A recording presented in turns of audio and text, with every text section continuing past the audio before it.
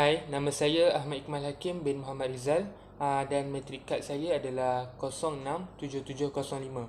Hari ini saya akan berkongsi jawapan untuk soalan yang pertama. Istilah Perang Dingin diperkenalkan dan dipopularkan oleh penasihat Amerika Syarikat iaitu Bernard Baruch pada tahun 1947. Perang Dingin menggambarkan perlumbaan terbuka di antara Amerika Syarikat dengan Soviet Union yang berlaku sejak tahun 1947 sehingga sistem komunis Soviet Union hancur pada tahun 1991. Perlumbaan ini dikenali Perang Dingin kerana ianya tidak melibatkan sebarang pertempuran senjata secara terbuka. Persengketaan ini membabitkan ideologi, teknologi, ekonomi dan bidang-bidang lain. Antara faktor utama tercetusnya Perang Dingin ialah perbezaan ideologi politik. Terdapat perbezaan ideologi politik yang ketara di antara Amerika Syarikat dan juga Soviet Union.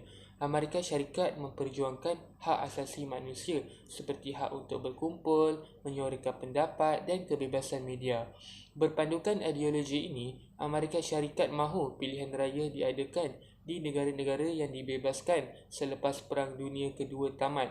Soviet Union pula mengamalkan sistem pemerintahan sosialis yang berteraskan ideologi komunis dan diterajui oleh Parti Komunis. Dalam sistem pemerintahan komunis, rakyat tidak diberi kebebasan untuk berhimpun dan menyuarakan pendapat mereka.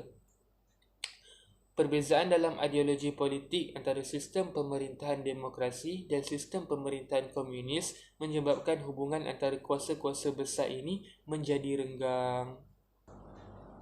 Disebabkan perbezaan ideologi politik, telah berlakunya beberapa perang seperti Perang Korea Utara pada tahun 1950 hingga 1953. Perang Korea yang telah meletus telah merancakkan lagi Perang Dingin di antara Amerika Syarikat dan juga Soviet Union. Selepas Perang Dunia Kedua, Amerika Syarikat menduduki bahagian Korea Selatan, manakala Soviet Union duduk di Korea Utara. Pada bulan Februari 1948, Korea Utara mengisytiharkan dirinya sebagai Republik Demokrat Rakyat Korea, sebuah kerajaan yang berasingan ditubuhkan di Korea Selatan di bawah pimpinan Presiden Dr. Syngman Rhee.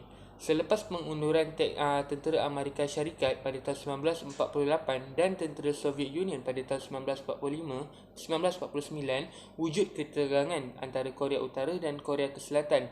Ketegangan ini menjadi lebih teruk apabila Amerika Syarikat dan juga Soviet Union memberikan senjata kepada negara-negara berkenaan. Keadaan politik di Korea Selatan tidak stabil dan pengaruh komunis mula menular dalam kalangan rakyat miskin.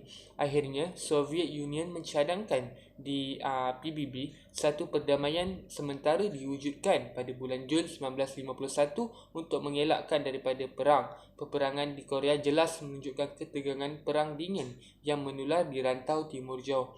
Seterusnya, terdapat beberapa kesan daripada Perang Dingin, antaranya ialah penubuhan pertubuhan Perjanjian Atlantik Utara ataupun dikenali sebagai NATO yang terdiri daripada Amerika Syarikat, Kanada, Iceland dan beberapa buah negara lagi. Hal ini kerana selepas pengepungan Berlin, negara-negara Eropah dan rakan sekutunya mahu menyekat perkembangan ideologi komunis, maka tertubuhnya NATO. Sebagai tindak balas terhadap NATO, Soviet Union telah menubuhkan sebuah pakatan yang dikenali sebagai Pakatan Warsaw yang terdiri daripada Soviet Union, Albania, Bulgaria dan beberapa buah negara lagi. Pakatan ini akan memberi bantuan ketenteraan kepada negara-negara anggotanya. Antara kesan penubuhan Warsaw adalah seperti Rusia mengukuhkan lagi kedudukannya di Eropah Timur dengan menempatkan tenteranya di negara-negara Eropah Timur, dan Rusia mengawal negara-negara satelit dan mematahkan pemberontakan yang tercetus. Antara kesannya yang kita boleh lihat pada hari ini, Rusia berperang dengan Ukraine disebabkan Rusia tidak mahu Ukraine menandatangani perjanjian bersama NATO kerana ianya akan mengganggu tahap keselamatan negara Rusia. Secara kesimpulannya, Perang Dingin banyak meninggalkan kesan positif dan negatif terhadap dunia politik pada hari ini.